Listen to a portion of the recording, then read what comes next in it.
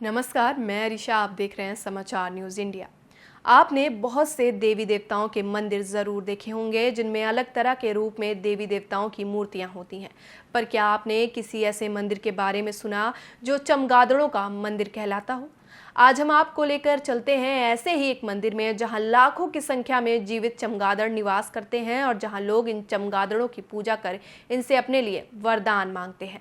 हमीरपुर जिले का यह प्राचीन चौरा देवी मंदिर है जो दो नदियों के बीच स्थित है। इस स्थान पर कभी घना जंगल हुआ करता था। करीब 150 साल पहले कुछ चरवाहों ने एक पीपल के पेड़ के तने में एक मूर्ति खोदी थी और यह मूर्ति श्रद्धा का केंद्र बन गई और लोग इसे चौरा देवी के नाम से पुकारने लगे। इसी घने जंगल में मूर्ति के आसपास हजारों बड़े चमगादड़ रहते हैं। इन चमगादड़ों की आवाज और लटकने का तरीका बेहद डरावना है। लोगों के बीच मंदिरों की घंटियों के साथ इन चमगादड़ों का अपना अलग ही महत्व है। मंदिर में मां की आरती के समय यह चमगादड़ हजारों की संख्या में घंटों की आवाज के साथ ही उड़ने लगते हैं और मंदिर की आरती के बाद प्रसाद खाकर यह वापस अपने पेड़ पे चले जाते हैं। हम इस वक्त मौजूद है उत्तर प्रदेश के जनपद हमीरपुर में, जहां पर चौरा देवी का स्थान बड़ा प्रसिद्ध स्थान माना जाता है, जहां पर नवरात्र में लाखों की संख्या में भीड़ आती है और माता रानी के दर्शन के लिए जहां पर दूर दराज से भक्त आते हैं। जो भी मनोकामना होती है वो पूर्ण होती है।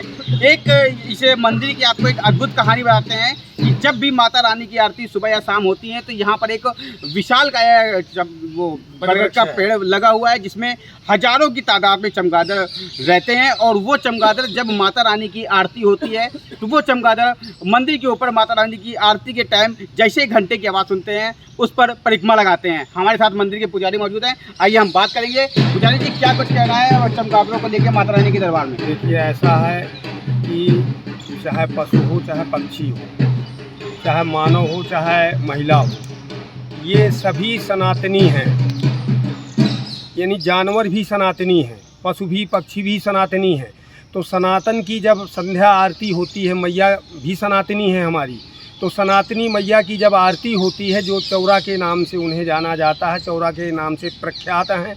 और यहाँ तक है कि ये एक इसी चौरा मैया के प्रांगण में मनसा पूर्ति हनुमान जी का भी स्थान है, वो मनसा पूर्ति के नाम से जाने जाते हैं।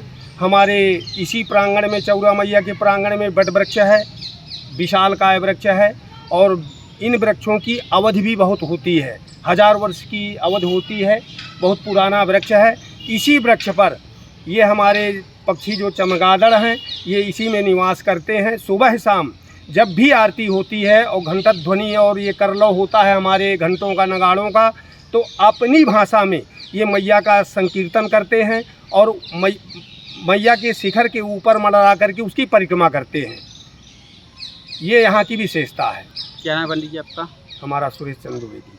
तो ये हमारे साथ मंदिर के पुजारी मौजूद थे, पंडित सुरेश चंद्र द्विवेदी, जिन्होंने बताया कि यहाँ पे जो चमगादड़ों का एक बड़ा सा वृक्ष है जहाँ उनका स्थान माना जाता है।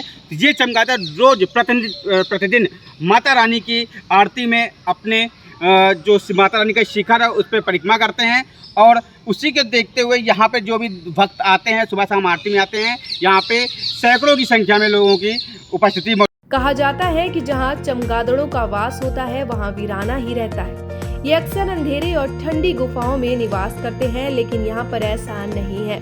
मंदिर के श्रद्धालु इन्हें माता के रक्षक मानते हैं और कुछ लोग इन्हें अच्छी आत्माएं भी कहते हैं, जो माँ की भक्ति में लीन होकर माँ की पूजा करने के लिए ही आरती में शामिल होते हैं।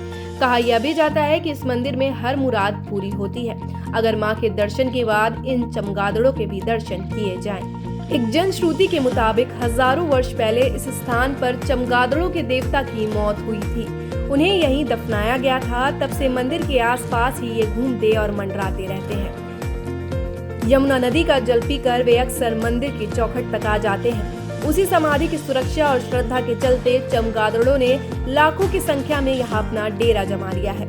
अब ये बात कितनी सही है कहा नहीं जा सकता, पर इतना जरूर है कि सैकड़ों साल पुराने इस बरगद के विशाल पेड़ पर लटक रहे चमगादड़ों का इस मंदिर में विराजमान मां चौरा देवी से जरूर कोई न कोई रिश्ता है, जिसके चलते इनकी भक्ति को देखने को बहुत दूर दूर से श्रद्धालु आते हैं।